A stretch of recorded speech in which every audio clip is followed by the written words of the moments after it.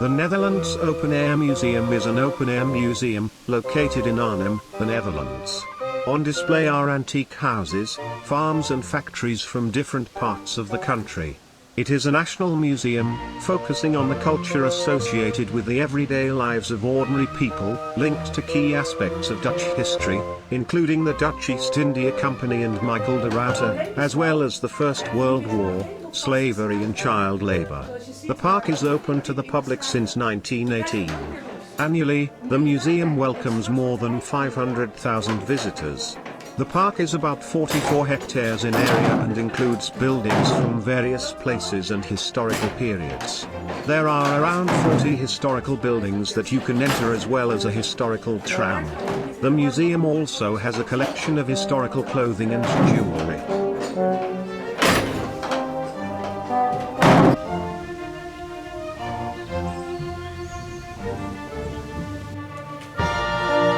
Re-enactors demonstrate traditional life. Among these demonstrations are paper production, linseed production, and beer brewing.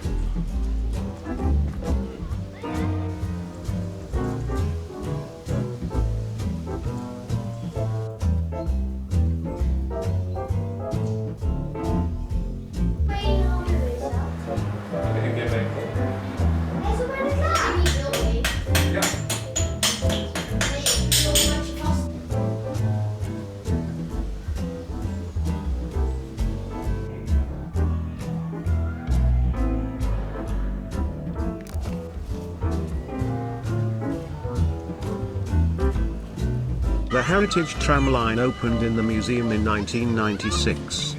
The line is 1,750 meters long.